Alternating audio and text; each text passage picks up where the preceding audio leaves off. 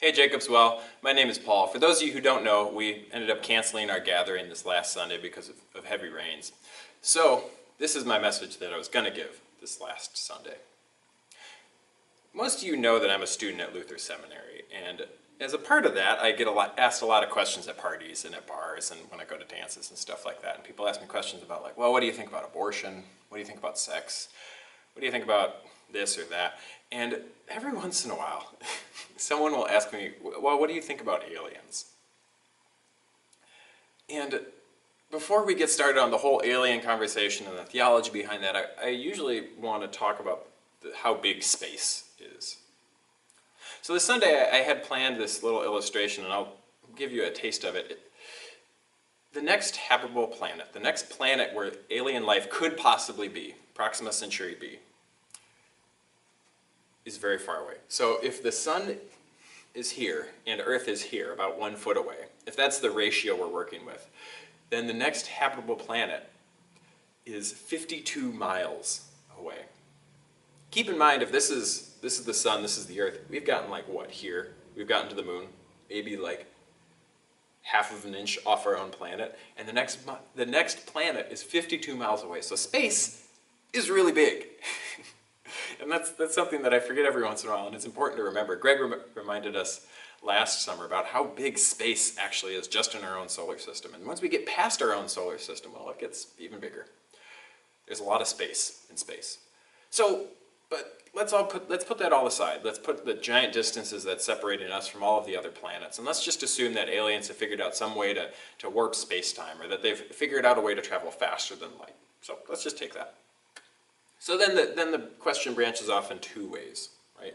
So the first way is, well, what about aliens? Does that do anything to your belief in God? And the short answer to that is no, not really. If I believe in a God that was a part of creating the entire universe and was a part of the evolutionary process that created us, then no, like having a God that creates life on other planets, that's not a problem. That seems actually pretty in line with the way God behaves. So that's not an issue for me.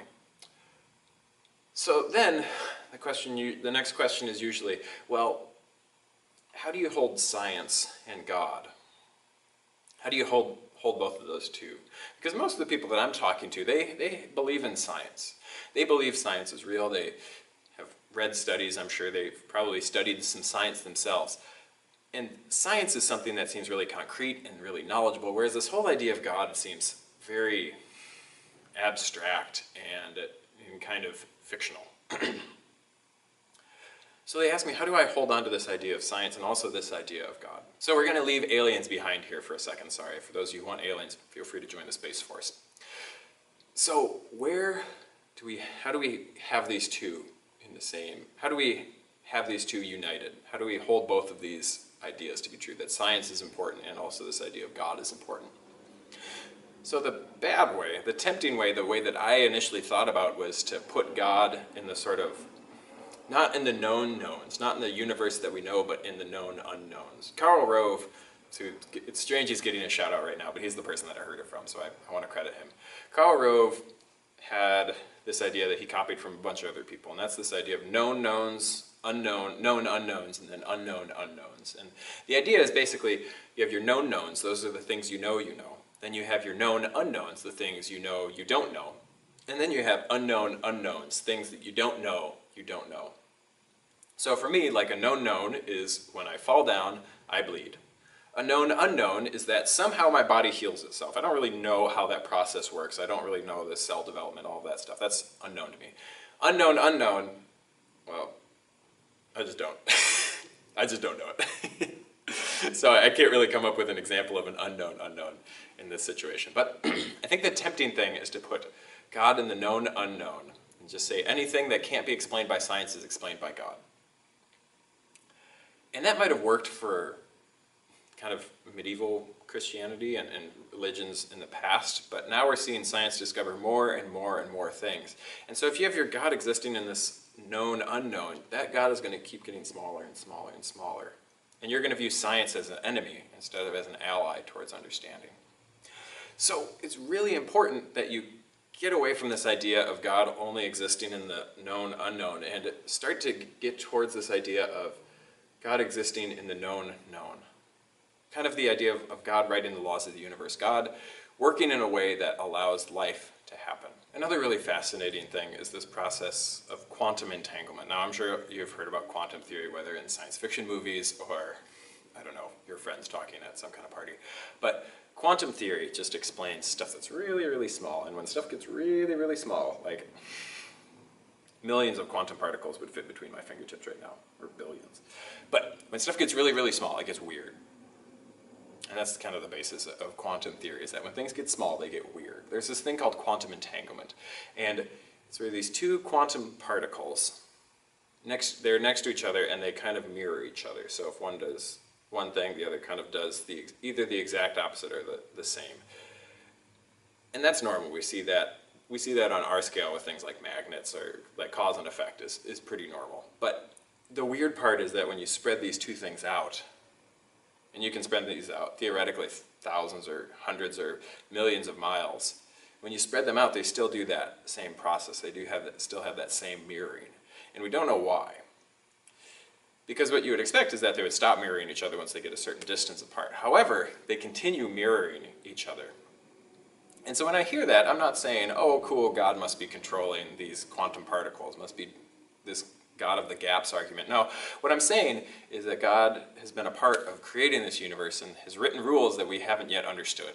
And I'm really looking forward to science coming and starting to explain why quantum entanglement happened, because I think that's a fascinating thing. One of the other things is this idea of dark energy or dark matter that makes up like 95% of the universe.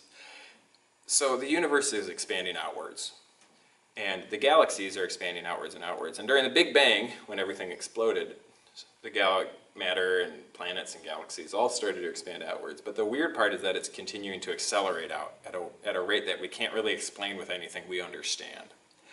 So this force that's causing everything to expand, these galaxies to expand, is called dark matter or dark energy or whatever. We just don't know what it is at this point. And so I don't think this is where God exists. I'm not saying God is behind the scenes working outside the laws of physics. I think God works within the laws of physics, but in a way we just don't understand yet. So I'm not a proponent of this known unknown God, but rather this known known God, God that can exist in the known known and the known unknown, and also the unknown unknown. Now, I'm not telling you what to believe. I'm not telling you that, oh yes, points to factual existence of God. That's not really what I'm going for. But what I am saying, what I'm insisting, is that you wonder. That you find wonder in these things like quantum entanglement and things like dark matter and things like photosynthesis, these amazing processes that we somewhat understand but don't fully understand. And I insist that you find wonder in that. I think of a time when I was a kid and I was at a camp, and the camp counselors made me lay on a deck and watch the stars and look up, and they made all of us do this. And I just thought, oh, this is dumb. I'm going to prove them wrong by laying here for a super long time. Which is a stupid way to try and prove anyone wrong. But I ended up being the last one there laying, and I was still looking up at the stars, and it kind of finally hit me that I wasn't looking at like a painting or a screensaver or like something I could see, but I was looking at empty space. And the stars that I could see, the light that was coming from them was years and years old. I was like literally seeing the past in the present, but seeing things that are hundreds and thousands of years old. And it really finally hit me that, oh, this isn't a picture. Like I said, this is space. This is something that I can't even comprehend. And that really just filled me with wonder. And for me, that pushed me towards God, but I'm not insisting that pushes you towards God. I'm just insisting right now that gives you that sense of wonder.